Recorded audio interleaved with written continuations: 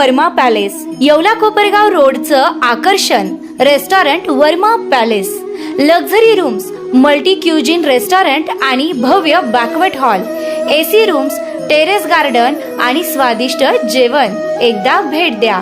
आपल्या अपेक्षापेक्षा जास्त सेवा मिळेल. ठिकाण येवला कोपरगाव रोड, उपजिल्हा रुग्णालय शेजारी येवला. Restaurant Verma palace. नाशिक स्थानिक स्वराज्य संस्था विधान परिषद निवडणुकीसाठी महायुतीचे अधिकृत उमेदवार नरेंद्र दराडे यांनी जोरदार शक्ती प्रदर्शन करत आपला उमेदवारी अर्ज दाखल केला.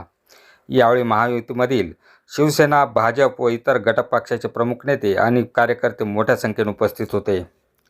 मंत्री दादा भुसे, आमदार सीमाताई हिरे, राहुल ढेकले, किशोर दराडे यांच्यासह अनेक आजी माजी लोकप्रतिनिधींनी उपस्थित राहून दराडे यांना पाठिंबा दिला व त्यांच्या विजयाचा विश्वास ठाम केला.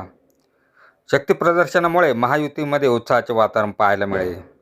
बुलेटिन 13 डिजिटल न्यूजसाठी ब्युरो रिपोर्ट, नाशिक. काही ठिकाणी अवकाळी पाऊस झाला, काही ठिकाणी गारपीट झाली आणि दर पडलेले आहेत, ही वस्तुस्थिती आहे. परंतु आपण जर बघितलं असेल तर माननीय मुख्यमंत्री महोदयांच्या नेतृत्वाखाली दोन्ही सन्माननीय उपमुख्यमंत्री महोदय आणि मला वाटतं की आम्ही 5-7 मंत्री महोदय, आपल्या देशाचे आदरणीय मंत्री महोदय अमितजी शहा साहेबांच्या अध्यक्षतेखाली बैठक त्या ठिकाणी संपन्न झाली आणि त्याच्यामध्ये अनेक चांगले निर्णय त्या ठिकाणी झालेले आहेत.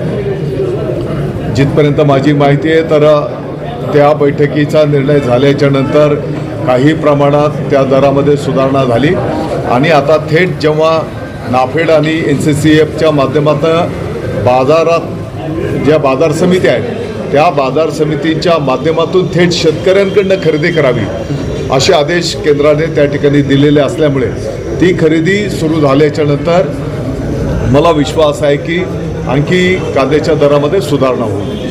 लाडक्या बहिणींच्या योजनेमध्ये 80 लाख महिलांची नॉमिनेशन रद्द झालेलं आहे. त्यांना आता पैसे मिळणार नाही कारण ही KYC आता ही स्ट्रिक्टपणे केली जाते.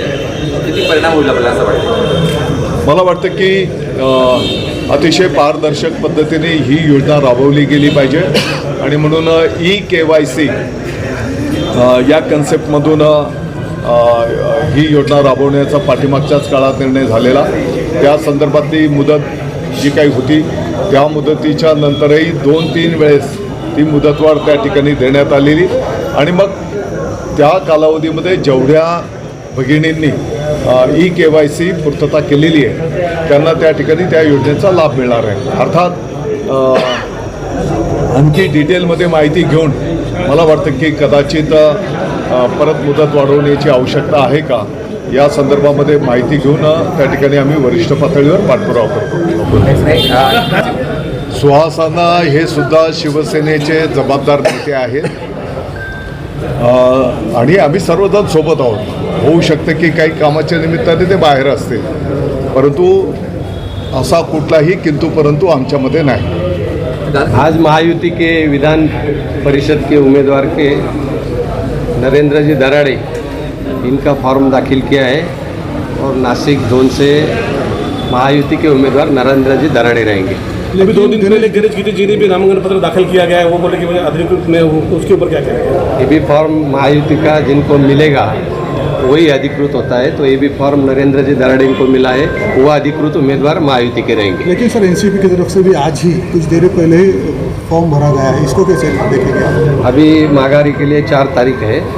महायुति करके हम सब लड़ने वाले हैं. जो होगा आगे आगे देख लो आप.